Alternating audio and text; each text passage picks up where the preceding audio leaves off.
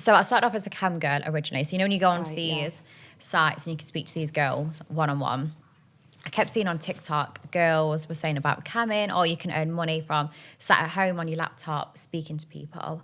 And I was like, okay, why don't I give that a go? Because that would give me freedom. I can choose what hours I work. And I did that for about 2 weeks, I'd say, and was earning about 3,000 to 4,000 AUD a week. And I was like, wow, I would not earn this in recruitment whatsoever. And I didn't find it stressful.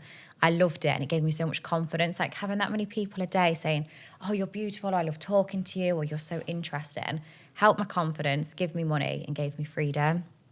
So, but you obviously only can earn money in camming unless you're directly sat in front of the laptop and you're physically there. So I was like, what if I made some videos and posted them on OnlyFans? Because there's thousands of people telling me they're interested and they like me, like surely some of them would buy the videos. And I think because I'd had that confident boost from camming, it allowed me to think, okay, people might want to buy these videos. So yeah, then I started OnlyFans about 2 weeks in to camming.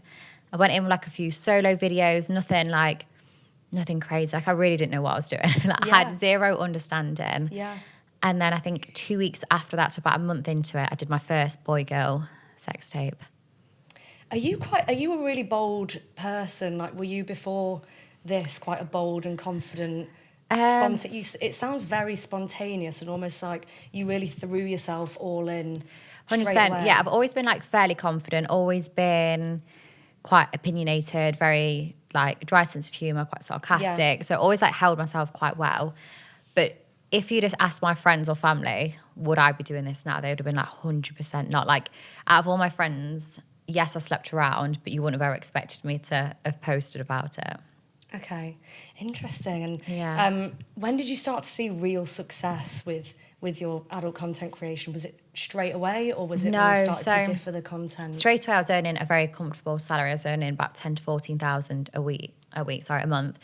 But then when November hit last year, there's a thing called schoolies in Australia, which is 18-year-olds, they finish school and they're celebrating on the Gold Coast, which is where I live in Australia. And my first thought was, okay, I'm going to hand out business cards. I'm just going to introduce myself and try and drive traffic to my OF. But then a lot of them was messaging saying, hey, I'd love to sleep with you and you can film it. And originally, you don't really film content with people unless they're established OF creator. Like, you just seem to work with this tight-knit circle and that's as far as it goes. But over those 4 months prior to that, I'd started to realise how fake and edited the videos are. And I was like, it's not relatable whatsoever. And I like my content to be quite relatable. I want people to enjoy it and be able to imagine themselves in that video. And if I'm just working with people that have got these, six packs, absolutely packing down there, these, whether they're 18 or they're more middle-aged men that are watching my content, probably don't look like that nor perform like that. So I was like, I'd love to make more content that they could imagine themselves in. So it really blew up last year doing schoolies. Okay, so it blew up when you started making content with 18-year-olds. Yeah, and I had no idea of how big it was going to come. Like at the time I was like, I think Daily Mail did like an article and it just it made it go crazy. And then from that I was like, okay, the media actually quite like this because yes, it's different, but different is good. So yeah. Well, I mean, you say people were writing articles about it and it blew up online, and it is why we've got you here today, is to kind of address the backlash you've been receiving, give you the chance to respond and just kind of talk through the thinking behind it, and if you'd ever change your mind about it. So a lot of your controversy comes around the age of the people that you sleep with. Yeah. So let's just start with all out. Why do you sleep with 18-year-olds in particular? And you do call them like barely legal and freshly 18. So why do you sleep with that age? From a business point of view, it's the most searched for category in the hub. It's the trend in search and has been for a very, very long time. But it's always been schoolgirls as opposed to schoolboys. But teens has always been a busy category on the hub.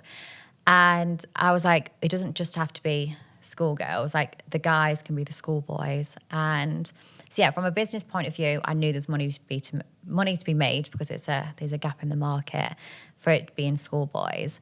And I call them barely legal teens because I'm aware it's going to get attention. And the more attention I get, the more word it spreads, and the more people that know about it, the more 18-year-olds I can sleep with. I mean, it is bold to say obviously like 18-year-olds. So I didn't actually know that. So that's the most searched category on porn sites. Yeah, like it's always been like schoolgirls, always been teens, but it's always girls. Yeah. Because this is like the funny thing. Well, it's not really funny, but women are saying, especially the middle-aged women, are saying like, oh, if I was a guy, this would be so wrong. We were calling me a predator. People are calling me a predator anyway, so it makes no difference if I'm a guy or female, because my hate has been through the roof in terms of death threats and non-stop, abuse. But so it makes no difference if I'm a guy, but there's been no uproar for these content creators that I sleep with. They market their videos as schoolgirls and they're happy for them to dress up as schoolgirls. And I've done it the other way around. And there's a less of an age gap between me and them as what these other content creators are. But there's a massive uproar. Do you not think there's a bit of a difference though with content that is labelled as schoolgirls? They are they're well-known set-up scenes where it's obviously an adult star that is dressed as a schoolgirl, whereas your situation is real schoolboys. Yeah. So do you not think there's a difference there? Yeah, it definitely is like a bit of a difference, but in a way it's worse because when they're doing the adult content ones, which are fake, the schoolgirl most of the time is pretending, oh no, I don't really want it, pretending to be shy. Then you're blurring the consent because it looks like that schoolgirl doesn't want it. Then it leads into a very rough sex scene.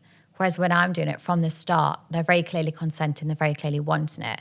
So mine's actually a lot better to watch in terms of educational and allows you to understand consent better, as opposed to me dressing up as a schoolgirl, working with someone double my age, and then pretending, oh, I'm this naive, innocent girl that doesn't really want it. Yeah, I mean, I guess that is a difference there. Yeah. So you've mentioned educational and you have previously said, just going to read it out, that you're educating the younger generation on safe sex, consent, and allowing them to understand their bodies and those they're sleeping with. Yeah. So how do you think your content does that? Because a lot of the people I sleep with, whether they're virgins or not, they're new to sex, they're 18, that they're fairly new to it. So when I'm sleeping with them, I'm showing them what I enjoy. I'm asking them what they enjoy. So they're starting to learn their bodies, learning what they enjoy, how best they feel pleasure and how best to pleasure me. Because when you're watching content online, that's quite edited. Sometimes they're really pulling your hair, but actually it's been done different, or the professional knows how to pull it. Same with choking or spanking and stuff. Like I'm teaching them how to do it, or, okay, this feels best, or it feels better if you do it like this. So they're learning a lot that way. And in terms of safe sex, when you're a sex worker, you get tested every 2 weeks, whereas most of the people you sleep with, if you went back on a one-night stand, they've not just gone and had a full panel recently. Like, they just don't. People don't. I never used to get tested before being in the industry. And also, when I sleep with someone that isn't tested, they always wear a condom. And most of these 18-year-olds go, oh, God, I've not worn a condom before. I don't use condom. Or they assume the sex is not going to be fun if you put a condom on. And that's sort of like, people always think, oh, the condom ruins the fun. And it's not the case. You can still have a very good time, still finish, and have a pleasurable experience, even if you're wearing a condom. But I guess with getting tested every 2 weeks, whereas people don't get tested, like you on average will have sex with a lot more people 100% than what other people do. So getting tested every 2 weeks, if you're having sex with, say, 20 people in a day, versus someone getting tested less often if they're having sex with 2 people in a month, like there is a big difference there, and there must still be a risk associated with that. Like I do get that, but it takes one person to get something. But also when I'm working with people, they're also tested. Obviously it's different when it's students, which is why they have to wear condoms, but when it's other content creators, this is our job, this is how we earn money, so we're never going to risk having unprotected sex, and they also get tested. So it's a much safer environment than what people think. Okay. And on the education, do you really think it is educational to young men what it's like having sex with their peers when they have sex with you, with your physical appearance and your sexual experience? Is that a realistic expectation of what sex is going to be like with their peers? No, so when they have sex with me compared to when they have sex with another 18-year-old girl, it's going to be different. Yeah. Just as if you sleep with one porn star to another porn star, it's going to be different. Everyone does think differently. Everyone's got different techniques. God, when I work with some other girls, I'm looking at the way they do things. I think, oh, that looks good. I might try that. So yes, it's going to be different from experience to experience. But when they sleep with that next girl, they can be like, oh, we can try this, or, oh, let me do this to you. This might feel good. So no, it's perhaps not going to be at the same level. But over time, they can learn and, you know, they can try new things on that next girl that they've learned on me or I've been able to teach them. Also, like the scenario, so, you know, these people, they're contacting you on social media, they've never met you. Yeah. Sometimes queuing in the street or meeting up with you in a hotel or an Airbnb or wherever. Yeah. Having their sex filmed and then having no autonomy of who's going to see this, it being on the internet forever. It doesn't really ring safe sex to me. Like, that word doesn't come to the forefront of my mind. Do you really think that is completely safe? Yeah, because when you think of a normal 18-year-old, say they're at uni and they're going to go and sleep with someone, it's probably after a night out, they've had drinks and stuff, they've gone back, had sex, probably hadn't wore a condom. And, you know, the next night, they can't remember much of it. When they're coming to me, it's pre-planned. So they've already thought about it beforehand. They have to fill in 2 consent forms. They have to bring ID. So they've already been able to think about it a lot, and they're fully aware. Like, it's not a shock on the day, oh, I'm going to film it. They're aware they need to film it, and it's in a controlled environment. You can't be drinking beforehand. You can't have done drugs. So when you think of a safe environment, it's the security on the door as well. So it's sort of, what about it is unsafe? I guess it's the knowledge of, how well informed they are. It's the knowledge that this is online forever. Yeah. And if they are 18, they've just left school, do they have the maturity to be able to make those kinds of decisions? Yeah. Because that is a huge decision. Your sex tape being online for good, and, like, let's be honest, you are earning the money from that. Yes. I guess it does beg a kind of power dynamic of are they mature enough to consent to that? I guess that's the big question here. Yeah, 100%. The thing is with that then, it's if we're saying 18 is too young to consent, they need to change the law. Do you know what I mean? Like, if the law's 18, I'm going to abide by it and I'll go for 18. If they change it to 21, I'll up it to 21. So when people have got an issue with that, they're sort of just putting their other problems on me. It's like, if you don't agree with it being 18, go to Parliament, stop, get out my comment section. But as well, with 18-year-olds, and we say, oh, they don't understand the digital footprint and stuff. I know if I spoke to an 18-year-old, they understand social media more than I do. They have been brought up with it the whole time. And the mums that comment on my page saying, oh, they don't understand the internet, I guarantee if they went and, say, brought a new iPhone and they needed it setting up, they would be asking their 18-year-old son to set that up. They know their son is better with technology than what they are. Yet suddenly it comes to this, and the parents that have had very little understanding or education on OnlyFans or the industry suddenly think they know it all. Yeah, it's a fair point. I'd like a statement about go to Parliament. That's a punchy one. But it is, when they're like, Parliament. Oh, it's wrong. It's not wrong. Like, or when people say I should be arrested, it's like, why? Because it's legal. Like, I can understand you're not going to agree with it, and my content isn't for everyone, nor is it made for the middle-aged women that, give me a lot of the hate. It's like, this video isn't for you, it's for your husbands and your sons. So, yeah, it's not me they've got the problem with. It's just I'm the face of it. So on that note, who is it made for then? It's educational. Yeah. To who? So are you expecting 18-year-old boys to be signing up to your OnlyFans and viewing it, or who is the audience? No, so majority of the 18-year-olds are probably broke and they'll watch the leak ones. They're probably not paying for it. Yeah. But even if you are in your 30s or 40s, which are probably majority of my subscribers are, they're the ones that are paying for it, they're not sex experts. So they enjoy watching the younger ones as well. They enjoy seeing how someone that isn't a professional porn star treats me or the way they are with me. And they like seeing how caring and much I enjoy pleasuring. And I seem to pleasure a lot more when it's like an 18 or a younger one, because when you're doing your other ones, like my other professional porn, they take charge a lot more. You're a lot more dominated by them. So it's not the 18-year-olds that content is for. It's the older generation. So I guess that begs the question of how educational is it then? Because you're not teaching someone you're not teaching most people. Obviously, some people might not have had sex before, but you're not teaching most people how to have sex if they're in their 30s, 40s. Yeah. Are you then just contributing to the kind of creepy schoolgirl? No, so that's why I try and sleep with as many as possible. The more I sleep with, the more I educate. So that's why I did 158 in 2 weeks, because the more numbers you get out, the more I'm educating and face-to-face. And there's no better lesson than someone teaching you in person. I see. So you're saying the educational aspect is to the person in the room with you, not to the person watching your OnlyFans. Obviously, the older generation do learn a lot as well, and I always get like such good feedback from it. And there is younger people that watch it. However, the bulk of it and the bulk of my subscribers are older than 18, because at 18, you're broke majority of the time. Do you know what I mean? You're not going to be paying for content.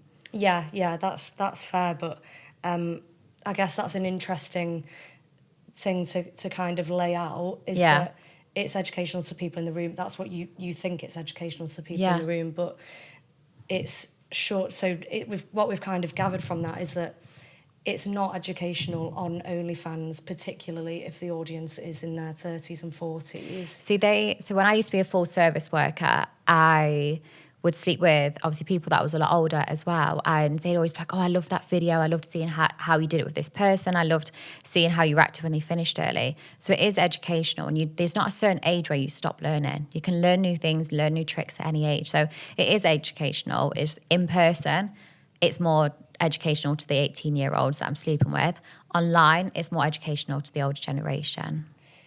Do you not find it slightly strange that someone would go on OnlyFans and choose the content with a virgin over the content of like a couple, say in their late 20s? Like even if it's legal, it's fine in that sense. Do you not find it slightly strange to think of like an old man subscribing to your OnlyFans to watch a clip of like you've mentioned virgins that maybe struggle to get hard or that kind of thing? Like, do you not find that strange? No, like the sex world is so different, and there's so many different like fetishes people have or interests, and I'm just like, who am I to judge what turns them on? Who am I to judge what's going to make them finish? So if they enjoy it and I enjoy making the content, I'm not going to look into it that deep. Like, yes, you could sit there and psychologists would, absolutely rinse it probably, but it's not that deep. They enjoy watching it, I enjoy making it, and it's as simple as that.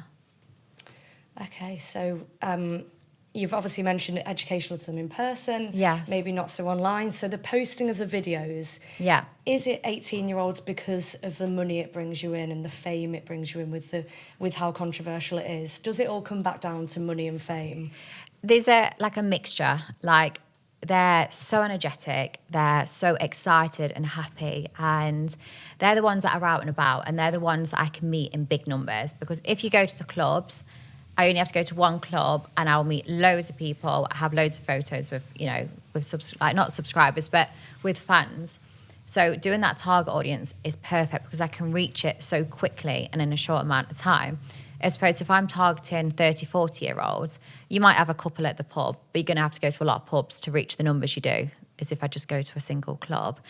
And in terms of the money, me sleeping with 18-year-olds is good money. So you say it's partly to do with like the speed of getting people. Oh, 100%. Basically. Yeah, like if I did ones with husbands when I was in Australia, I only slept with 16 that night. Whereas if I do a student one, I can get the numbers up very high and very quickly. And husbands are less likely to queue up with their friends. Do you know what I mean? They've got to be careful. They've got to be hiding from the wives and people are going to see them. Students aren't as bothered and they're not as, fazed by judgment. So I know I can get the high numbers when I do 18-year-olds. What is it about the number of people? Because did you say, was it 16 you just said, 16 husbands? When I did husbands, yeah. I mean, to the average person, that sounds like a lot. So what's like the reason for getting so many in in at once. You say it's like an efficiency and speed thing to have 18-year-olds. Yeah. So the reason I do high numbers is, one, publicity, and two, freshers doesn't last for ages. So you've got it's freshers week, which is why I try and get the numbers in. Same when I do schoolies and same when I do spring break. It's not all year round. If it was all year round, I would not be pushing to get that many in a week, but it's not. So if there's an event going on and I know there's going to be high numbers of students there, then I'll try and sleep with as many as possible. Yeah, okay. Yeah, it's really interesting to hear like what you've got to say. You've got such a unique life. Like I get it. It is different. Like it is very different. Yeah. Do you understand that you've got a really unique thought? Yeah. Well, I used to worry, because when I used to work in the office and everyone would chat about their stories or their life, they would go, "Oh, I used to work here, then I used to live here, then I did this as a job." And I used to think, I've gone straight from school into recruitment. I live in the same town that I've, been in my whole life. And I'm basically going to be in this job until I retire. And then now, like, the roles have completely switched. I tend to have good stories and I'm the one that seems to have this crazy life. Yeah. I'm aware it's crazy, but it feels normal now. I think because I'm so used to it. And the people around me are all fully aware of what I do. So even when I tell them these shocking stories like, "Oh my God, today I slept with X amount of people," that, "Oh, it sounds like a normal day for you." Yeah. It's not scary at all. You don't ever find it scary? Recently, with the amount of hate, yes, it has been a bit intimidating, a bit scary. So I now have like full-time security, but I'm not scared to the point where I'd ever think about stopping or slowing down. If anything, it has the opposite effect. I think I'm going to prove to you I'm doing nothing wrong. I'm going to show you, no matter what you comment, my face is going to be everywhere. And even if you don't want me to see it with your son, I will. Bold statements. I mean, you've seen the kind of comments that you've received in the last few weeks. We've seen a lot of them too. Mm-hmm. You've been called a predator. Yeah. People are even alleging that you should be on the sex offenders list. Yes. What would you kind of say to those? Educate yourself. They're 18, consenting. It's their bodies. They choose to contact me. Yes, I put videos out there to say, "Hey, this is where I'm going to be. Come and get me on my knees." But that's their choice if they then come. I'm not forcing them. I'm not dragging them. They're the ones queuing there for absolutely hours, or they've tried messaging for weeks. Like, it's not... If I was forcing them off the street, dragging them up, then yeah, call me a predator. But it's not the case. And it's like I said, they're 18, they're consenting. I've got video evidence of them enjoying it. So it's up to them. I guess it kind of comes from them choosing to meet you. Yeah. But it comes back to that, how vulnerable is that person at 18? Mm-hmm. How well informed are they at that age? It all comes back to, can they really make that decision to queue up down the street for 8 hours to meet a 25-year-old to film them having sex? So let's talk about freshers. So yes, I've been to uni. You mentioned you haven't, so maybe you don't fully get this feeling, but you go to a new city, you're meeting all new people. Exactly. You're in a totally new environment. You're starting a whole new life chapter. Mm-hmm. Do you not think those people are vulnerable? I sort of get where you're coming from, but then they're sort of lonely. Do you know what I mean? They want to have a bonding experience, and I'm able to offer that. Like, when you go to uni, you don't know who's going to be like in your halls or who's going to be, in your societies. So I was thinking, like, what better way than getting to meet them, coming to see me, having an experience you haven't done before, and just starting your year off right. Do you not think a lot of them will be going home to their halls, kind of sat alone in their room and be reflecting on this wild day that they've had? And maybe with like a box of tissues, watching the video back, but not in a terms of like, "Oh, what have I done?" And like, they choose as well, because I've seen the comment a lot of, "Oh, what when they're doing a job interview in X amount of years' time," and stuff like that. Well, a lot of them don't show their face. So say if you was interviewing me for a job now and you say, "Oh, I've seen that tape of you," I'd be more thinking, well, how have you seen me from waist down? And that's me. Do you know what I mean? So it's not, you can't add these people up. Half the time, I can't remember whose penis belongs to whose face. How is an employee 10 years down the line going to go, "I remember seeing your penis on OF," along with the other 158? And if I was only sleeping with 2 or 3 people, and those people then told people, "Hey, I filmed with Bonnie," you'd be able to probably pinpoint the video. But there's hundreds of videos, so you're never going to work out who's who. And just on that note of someone's kind of age, schoolies you mentioned, so that's when people leave year 12 in Australia, so they're even younger. Like they're almost guaranteed to have not left home yet because they've just finished school. Yeah, so they tend to still live at home. Obviously everyone's different, but they probably still live at home, and you go to the Gold Coast for a week sort of holiday. Okay. Whereas at uni you've sort of left, you've temporarily left home. So it's when you finish like college in the UK or sixth form in the UK, it'd be the equivalent of that. Yes. And going on a holiday to mark leaving year 12. And going to Marbella with the girls or whatever to celebrate. Yeah. That sort of thing, yeah. So if you kind of vaguely understand how I might think that freshers could be vulnerable, are they not even more vulnerable? It's same age, they're 18, and it's a similar situation. It's their decision. If they want to do it, they will.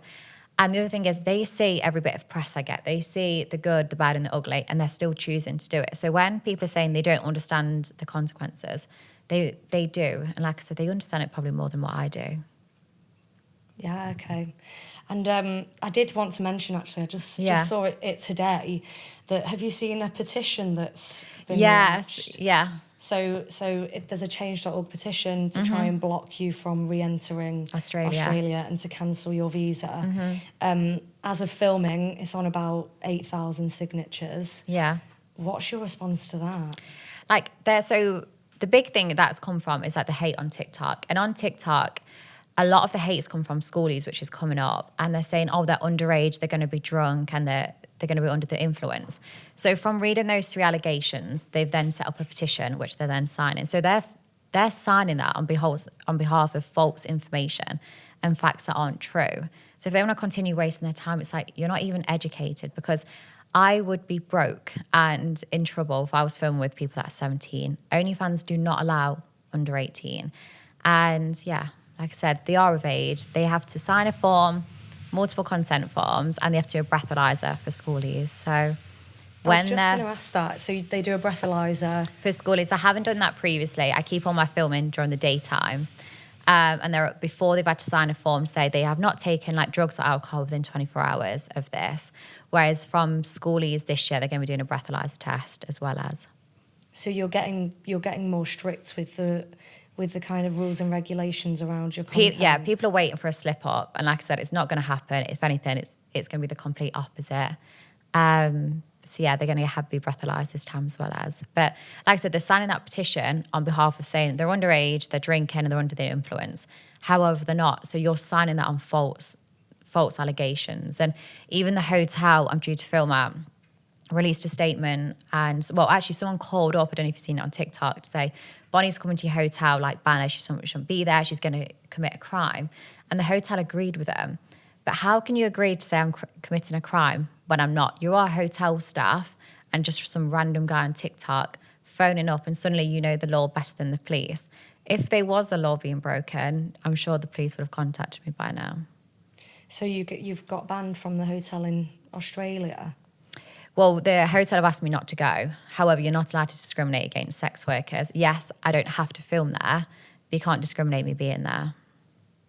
Okay. Have you had that often, being chucked out of hotels or Yes, I did. I went in a hostel, actually, and I filmed a video in there, and that went quite viral. And then I went to return to that hostel like 6 months later, and as soon as I walked in, I was escorted straight back out. Interesting. Do you, just to go like off topic slightly, are you getting recognised all the time now in the street and everything? Yeah, it's weird because I still see it as like, I'm aware I get attention, but then it's different, when it happens in person. People are like, oh, can I have a photo? Or when I'm with my family and people are like, hey, can I have a photo? And my family just find it crazy. Yeah, it brings it home, doesn't it? That you actually are being seen by so many people. Oh my God, I can't believe they know you, or like, oh my God, I can't believe they stopped you for a photo. But yeah, so I always absolutely love it because obviously I'm no celebrity or anything like that, but I'm always so thankful or grateful if someone even just wants to stop and say hi or stop for a photo, because if it wasn't for them, I wouldn't have a single thing I have now. Are you concerned that's the people kind of asking for a photo is also going to be people hating you in real life, and you getting kind of hate on the streets as well? So you mean like the people that ask for a photo could be giving me hate? Just that if people are coming up to you asking for photos, there's surely a lot of people that are recognising you that have strong like dislike to you, that have seen you on TikTok and Instagram and whatever. Does that not concern you? I think when I go to Australia, it'll be the first time I experience hate in person. As of yet, I've not had a single person come up to me. People like to talk the talk on social media. Half the time, they're just sat at home, miserable and unhappy. You know, they can't even be bothered to get up, let alone come and see me to give me hate. So, yeah, I think in Australia it will happen because they've wound themselves up that much. And like these videos on TikTok, people booking flights and accommodation near the area I'm staying to come and either say, stomp my head in or put me in the ground. And I think then as a parent, you're saying you're concerned and you want to, you know, either support women or you want to support children. I'm still just a 24-year-old girl and you're saying you're going to stomp my head in and that you're going to report me to the police. But if anything, if you're giving me a death threat and telling me you're going to put me underground, you're the one that like belongs in a jail cell, not me. Yeah, I mean, that's scary to anyone to hear those things. Yeah. And, you know, I'm sorry that people are saying those things to you. You have to kind of be scared for that. Yeah, like I do, like I said, when I'm there, I'm going to have full-time security. And if someone was to come for me, I'd happily go back for him. But if anything, I just feel sorry for him. Like when I get some of these messages, they are that aggressive and that hateful. I just think you can't be sat there with your friends or your family having a good day saying, sorry, just let me stop you 1 second. I'm just going to send this death threat, or let me just send these really aggressive messages to this girl. Like, you're not a happy person. Like, they're the ones that are unhappy and need help, not me. So you kind of say a lot of your hate comes from like middle-aged women and angry mums. Yes. But there are a lot of people that you do cause a lot of controversy online, because there are a lot of people that just genuinely are concerned about your behaviour. Yeah. Does it not make the amount of people that are calling you predatory online, does that not make you sit and think, is any of my behaviour wrong here? If it was coming from my target audience, which is men, 100%, but it's not. It's from women that my audience isn't for. Women haven't got like a high rate of watching, you know, porn or being pro-sex workers. So if, like I said, if the roles were switched and it was men giving me this hate, I would reconsider the way I market myself. I'd reconsider the content I make. But it's not like those women, even if they did like me, would not be subscribing to my content. So in my eyes, it makes no difference if the women like me or dislike me. So a subscriber's not saying it, so it doesn't matter? Basically, yeah. Or like my fans or Instagram followers and stuff, they're the ones that support me and like me. Like, if, like I said, my target audience was women and then I was getting this hate, I'd be thinking, gosh, I need to change this, but it's not. Interesting. It's very strong-willed to be called such strong things and kind of not, like, react. I think it's because I love what I do and I see how happy it makes me, how happy it makes them. So I just can't be, like I said, I can understand people have their opinions and they don't like it. But when I actually live the life I do and I get to see how happy they are, the people I work with or the people I pleasure, I just think, how could I ever be unhappy?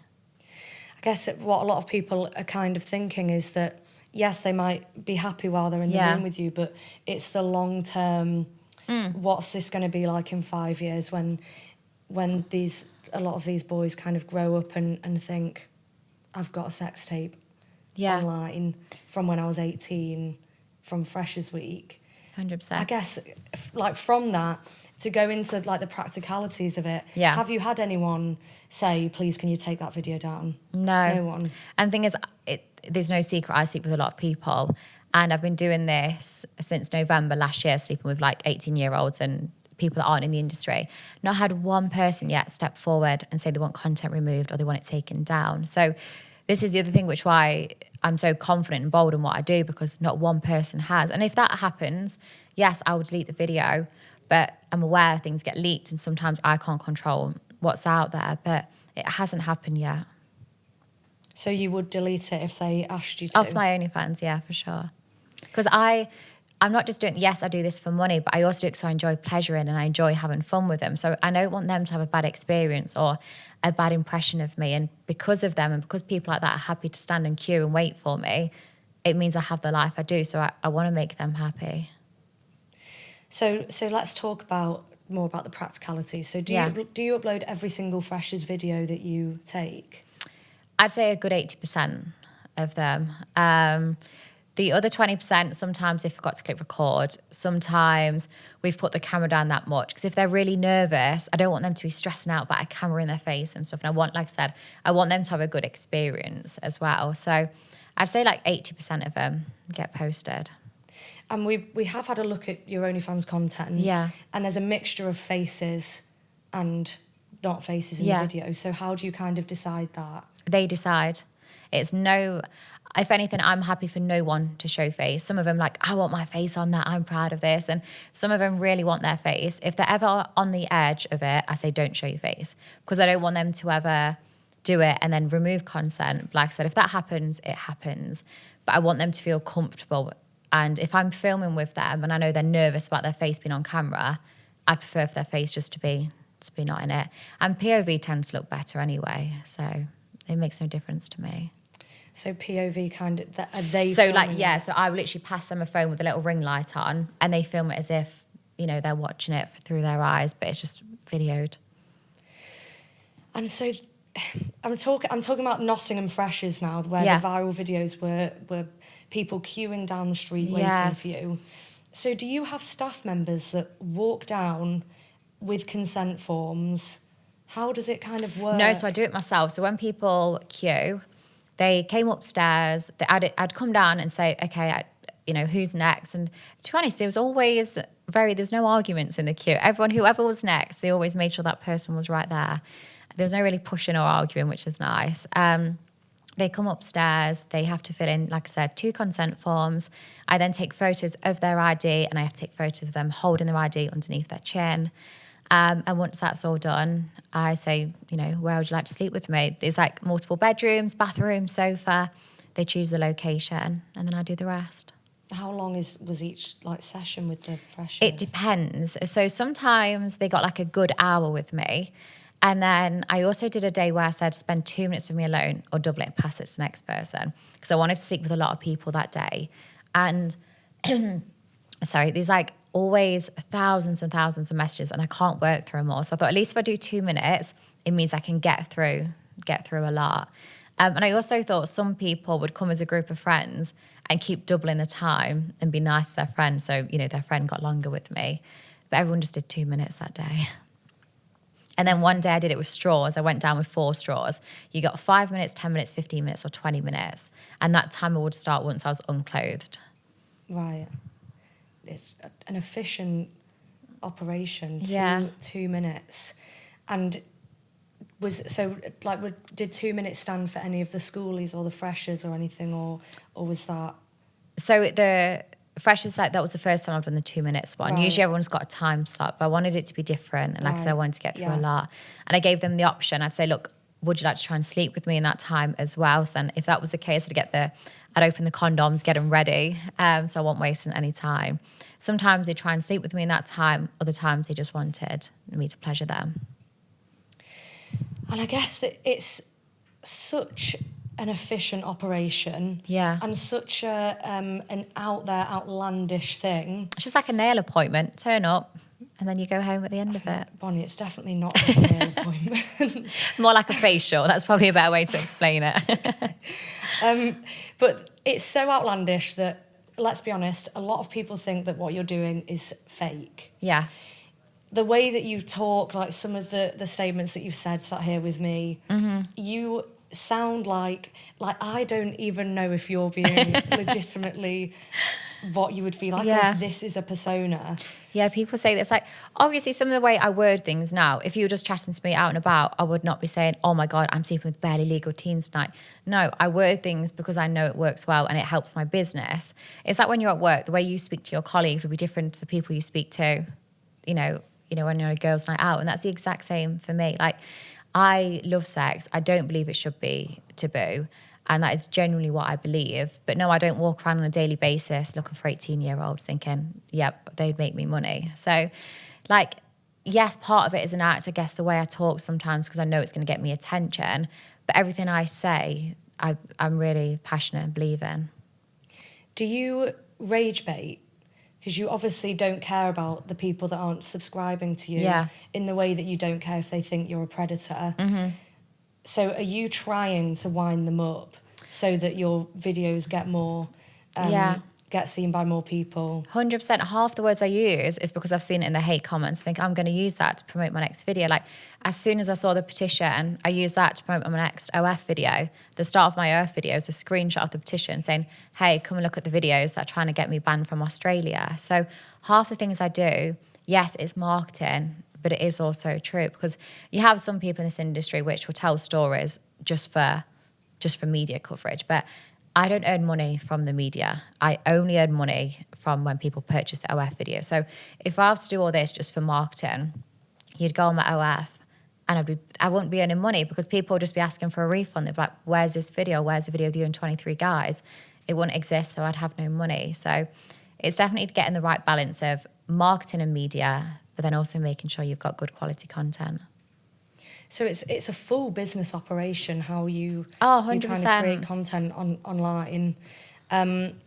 So we have been able to verify that in your, I think it was Dad's and Older Brothers video where there's like the builders on the stairs. Yes. That they were content creators. Yes. Yeah. So that's fake. Yeah. So what's to say that your other content isn't? Convince us that your content isn't fake. Yeah, 100%. Obviously with that one, I even said online, I'm working with content creators. But yes, the name of the video is like Dads and Builders. But that's no different to when I say, hey, I slept with my stepbrother. Like when it is porn, you name your videos different things.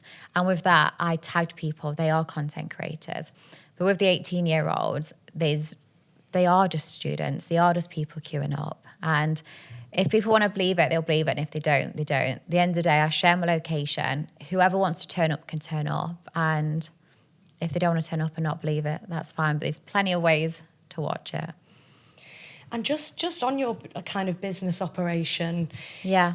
We said we'd looked at your OnlyFans, and we've seen some of the bundles that you sell of the freshers videos. Yeah.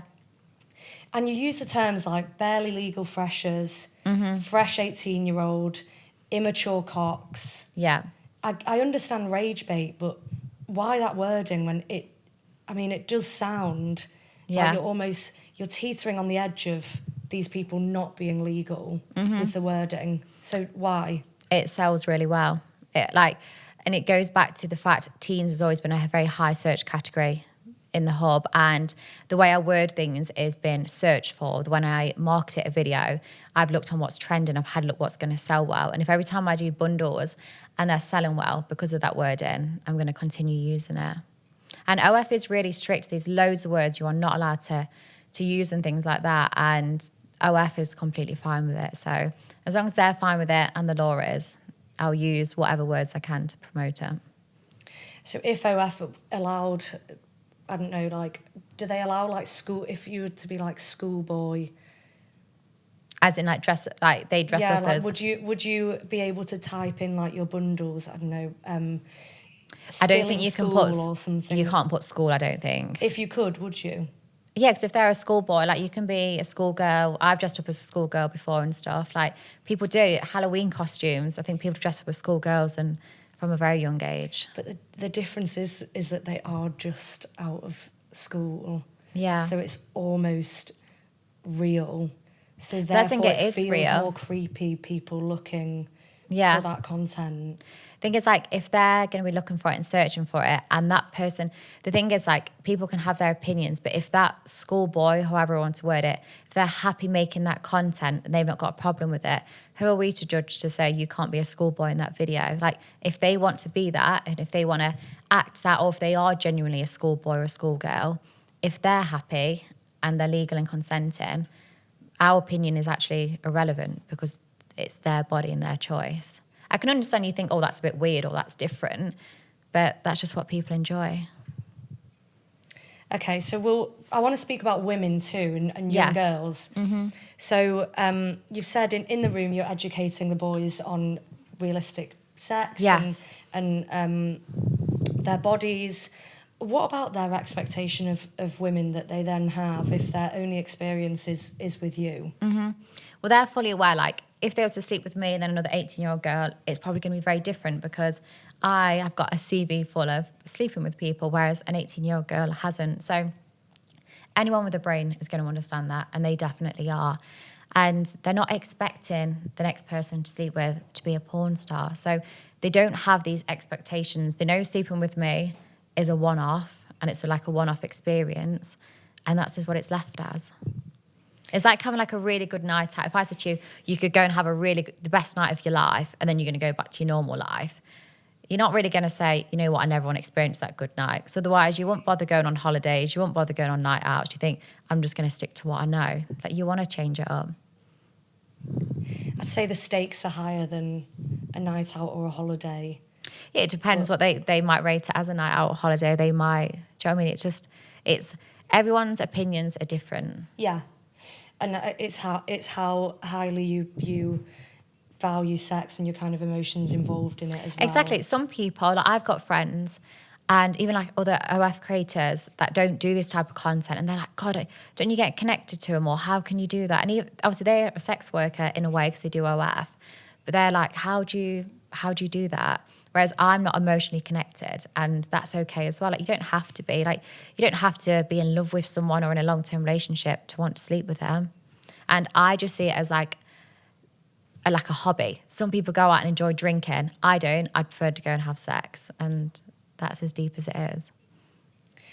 And I guess onto that with the emotions, it's difficult because a lot of people do think you don't have to be, not everyone needs to be an example to younger people, but you're seen widely online. Yeah. So I guess, are you kind of setting an example for girls to, like, what if they do find sex emotional and, you know, really like connect to people and really value it, but they maybe think it's more normal to sleep with 30 people in a day? Like, do you kind of worry about the example that you set? Yes, it's definitely not normalised what I do. If it was common, I wouldn't receive this lot of backlash. So they're going to be fully aware. If like a young girl was look at me or looking at my social media, they're fully aware of what I do isn't classed as normal. So I don't see it as being that's, you know, I should sleep with loads of people, because it's not common, which is why I get the backlash I do.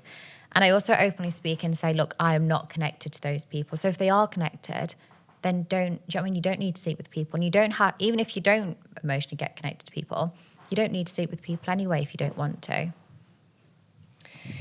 And, you know, you've said quite a lot of controversial things about cheating. Yes. And we've said that, you know, you must love to wind up women. I've seen clips of you in Australia kind of winding up people on the radio and telling a radio host to open her legs, just purely causing rage. Yeah. Do you actually believe that men should cheat on their partners if they're not giving them enough sex? Yeah, so I when this question originally got asked, it was, why do men cheat? And then I went in to say, look, the reasons men cheat. So I'm not going out there saying, oh my God, guys should cheat. But from my experience in the industry, they will cheat. If they're going off to work and they're doing, you know, helping you around the house and other additional things, and they're not having sex, and even though that woman does not need to give it to them, you don't, like I said, it's all about consent and you do what's right for you, but you need to, I guess, expect they're going to go elsewhere if you aren't sleeping with them. So in that sense, yes, I think it's completely fine for men to cheat.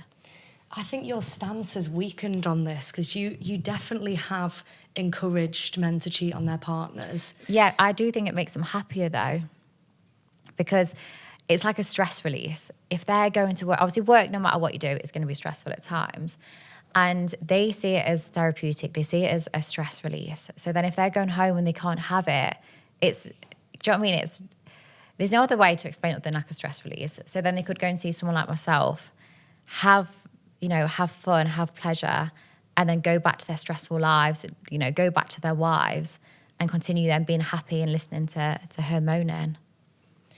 Do you see how that could sound, people could perceive that as being misogynistic? Because you're talking about very traditional roles, a man going out and earning and the woman being at home. We've not mentioned her stress. Maybe she's had a long day at work and doesn't want to have sex with her husband. Yeah, but this isn't just like a one-off. This isn't just I don't want to have sex tonight. Like when I used to speak to these people and subscribers, they'd be like, oh, my wife's not touched me for 2 years, or my wife's not touched me since she has, had children. I'm not talking about a one-off night or a one-off week or a month. We're talking about years. And like I said, they're not going to go by, like a lot of women will say, oh, our sex life has changed since having children, or our sex life has changed over time. That guy, that husband is still going to be going to the pub going, oh my gosh, I've not had it for ages. So I'm just understanding it a lot more from a men's point of view. From a girl's point of view, from a woman's point of view, they're thinking, oh, it's a joint decision. A majority of the time, that decision has come from the female. It's interesting because it kind of clashes with what your current life. Yeah. You're a breadwinner. You're earning tons. You're an independent woman. You've got your own career. So would you hold that same standard to yourself? That's the thing. If it was, like I said, if the wives are going out working, and like I said, I'm not bothered who works. Like it doesn't have to be a guy that goes out to work, but majority of the time it still is. And that's not me saying it should be, but that is just how it is. And that's just the roles they've been doing. And when I've been getting hate a lot of the time, it is been stay-at-home mums and stuff like that. So it's like, they don't like to think, they like to think we've moved forward a lot, which we have, yet they're still choosing to be a stay-at-home mum. They're still choosing to let their partners go to work and be the breadwinner. Like, they're the ones that have fallen into that. Not me. I'm an independent businesswoman, and they're living off their husbands. So you're saying, like, when women do have the more, if they are at home more, or they do have maybe a more traditional dynamic, that's when you think that they kind of should be pleasuring their husbands when they get home. Yeah, I do think if you can't expect to have your bills paid, everything to be looked after, and you just to sit there and take money. Like, no one is deserved, or you don't just get anything in life. You need to work for things. Do you not think that sounds like they owe them sex? But if you're in a relationship and you don't want to have sex with them, then you need to communicate with that partner that you're having a non-sex relationship. But if you're in a relationship where you are going to be having sex and you just decided you're not going to pleasure your partner anymore, then I do think you either you should pleasure them, or go and book someone for your partner, or let them go elsewhere. You can't have it all. Like if I decided, if I was in a relationship in the future, I was like, actually I don't want to have sex anymore, but I still want you to go to work, pay my bills and help me look after the kids. Like, why? Like, why should I just expect that? Like, that's not right. I know that you say things to kind of you say things in a way that is really punchy and really controversial, but I can't help but think so many people seeing this on social media, is it worth it for the controversy, for the kind of stereotype that you're perpetuating, like the views, like how might that impact young women scrolling on TikTok, seeing, oh, if your husband comes back from work and you're not giving him the sex that he deserves, he should go out and cheat on you. Yeah. See, it's like, one, then we're assuming naturally people are going to be stay at home. It's like, go and get a job. Go and be your own businesswoman. Stop depending on a guy. Like, there's so many things they can do to get themselves out of that situation. And also, I have never...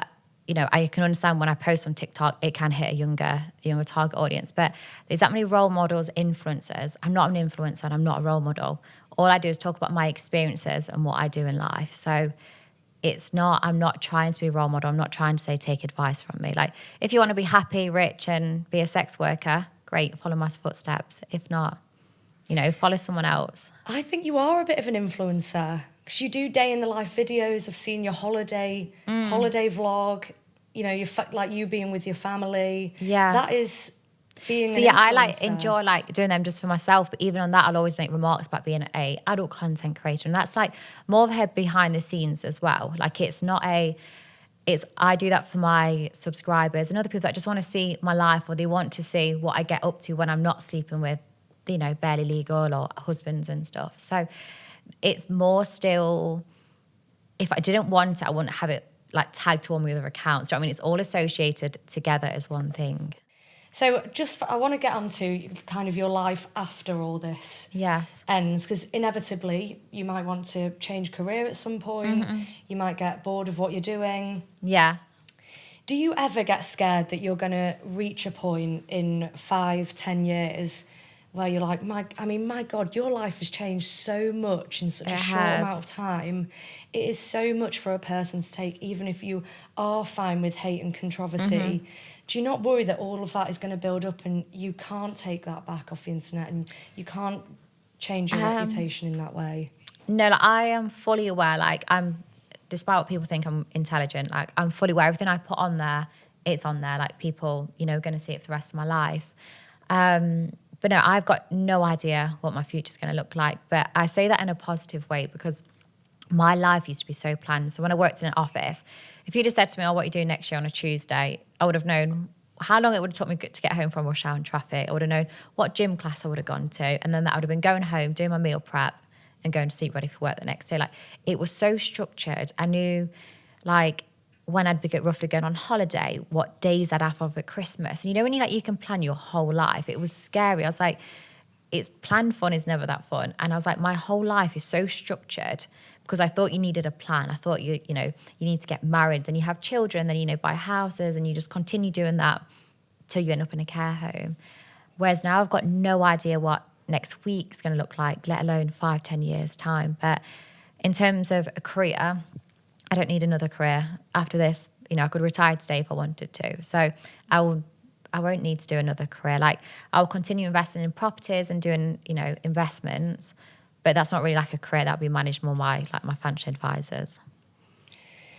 And do you say if you do stay in this industry, do you get to when's the cut-off of sleeping with 18-year-olds? Do you get to 35, 40? Are you still waiting outside Nottingham Freshers, handing out leaflets? Obviously that's a lucky thing. You can do it to whatever age you want. But, yeah, I have no plan on stopping with them. But it's, like I said, there's no cut-off point, really. It'll just be when I stop enjoying it. And I think that's why I don't want to put okay, I'm being in the industry for 10 years. I'm being in it for 5 years.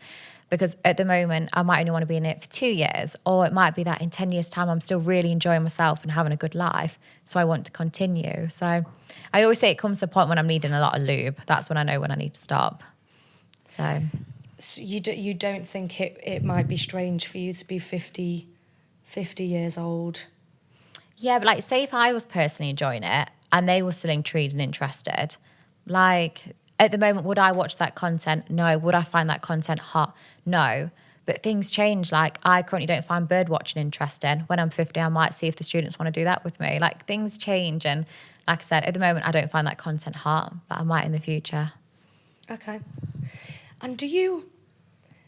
I just want to check in on you personally as well. Do you feel okay at the moment? Yes. And you feel safe and happy and...